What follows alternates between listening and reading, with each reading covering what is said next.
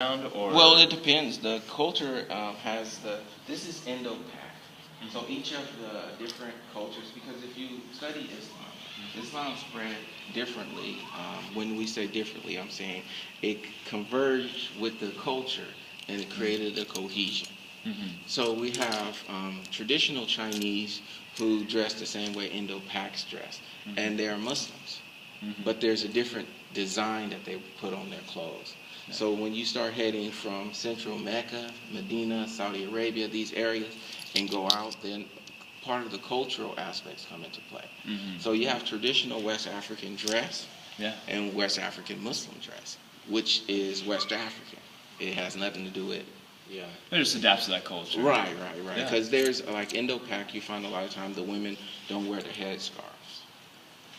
Really? A lot of times they don't wear it because traditionally it wasn't an issue. And then you'll see them come into the masjid and they wear the scarf around their neck. And then they'll put it on when they come in to make prayer. Okay. So you have like traditional aspects of it. But still working with the Muslim. Within the scope. And this is one of the things where when you become Muslim in this country, or you live in this country as a Muslim, you start to see the different aspects of the different cultures. So you'll see that these women don't usually wear scarf. These women wear too much on. They have the little eyes picking out. Then these women... I totally understand. You see the different aspects, and these are just cultural effects, but they're within the scope because Islam has a wide scope because of different cultures.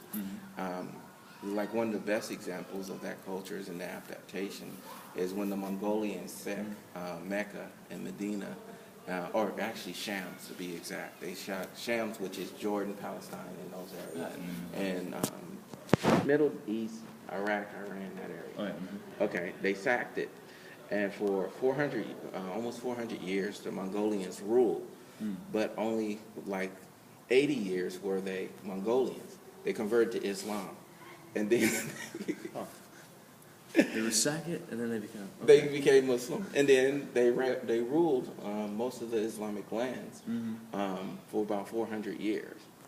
So there's a time in which the Mongolians became leaders in the community.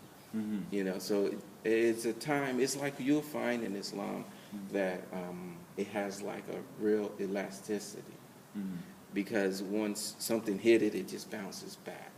And it's really interesting because you'll find you'll find a total destruction of Islam during the Crusades, where you have all the areas that were sacked by the Crusaders and destabilization and everything.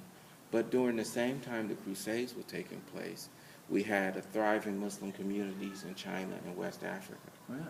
So you could say, oh, these people are whatever. But then we have in Mali, West Africa, what is called the Sung Empire. These people, Mansa Musa, the king, made pilgrimage to Hajj. And during his pilgrimage, this is during the time of the Crusades, right? About the 1300s, right? After Crusades, Mongolians, right? So they came in, and after they came in, you'll think the Muslim was demoralized. So this king, Mansa Musa, comes here, and he gives away so much gold that it changes the price of gold for the rest of our world, our lifetime. Right? So now in Egypt, a piece of gold will give you a loaf of bread. And this is how much gold he sends. So you'll think that the destruction, this is gone, right? But then it revives itself, and it's another land in which it revives itself in. And Mansa Musa was a prime example of how the culture is gone. You'll think because you'll isolate Islam to like one geographical location. Like Arabs, you'll say, okay, the Muslims are all Arabs. But the majority of the Muslims actually live in Malaysia and China and those places. That's interesting. So more Eastern now.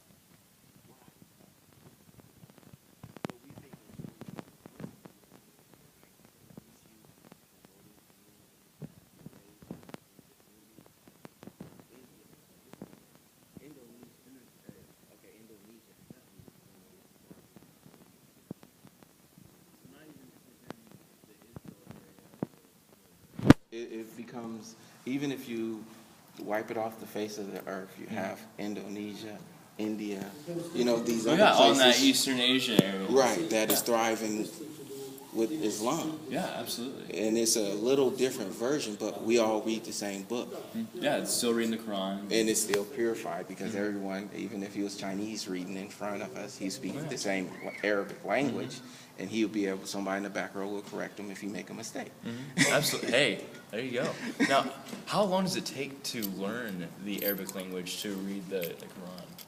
It depends on your determination. Okay, I'm noticing with the school and everything. Yeah. Is that usually practice? Well, that's probably just part of the curriculum there. Okay. So, like we have Sunday school, we have different programs, and then there's people you can go to different places and learn it. Yeah. So we have schools nowadays where they have Hafiz schools where they teach you the Quranic Arabic. Because modern standard Arabic isn't Quranic Arabic. Okay. So even if someone speaks Arabic, then they might not know how to read the Quran because it's a different language per se. It's kind of like British English, Yeah. right? So if you hear someone from Britain talking English, you'll look at them like, huh? I was going to ask, so what does a day of service or practice look like? We have a tradition where the religion don't really interfere with your daily life, but it gives you 5 times of reflection. So during our daily routine, we have 5 salats. So within the day, we take time. What's the salats? You take 5 to 10 minutes, depending on your timing, your preference, how well you feel, how long the surah you have to recite. Because some of the surahs can be like Inna Atana Kalthar, Fasaliru Bika 1 or Inna Shani Huaka Abtor. That's short. So that don't take any time. So like a 15-second. Right. So you could say that's a surah. So that's only one surah. So it's like it depends on how long of the surah you're reciting. It depends on. So it can take 5 to 10 minutes of your life, which is really a decompression period. It's like, and then you go on with life. Got it? Okay. Right. Return. It's like returning to the reality of the real world, which is the hereafter.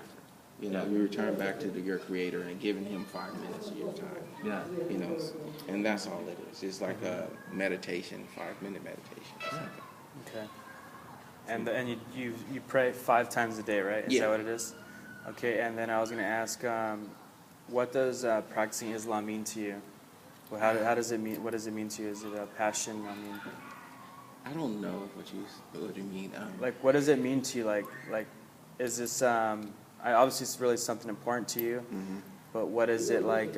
What does it drive you? Does it motivates you? What does it mean to you? I don't know. And that's one that's interesting. One of the best thoughts that this one brother said. He said, sometimes we live life and it's like a cup of tea or coffee. We live our world and we add things to sweeten it, to give it taste. So I look at it as though we have a cup of Islam and we add a little the world to sweeten it. And that's what I think of it as. It's like this is the true reality, the way we practice.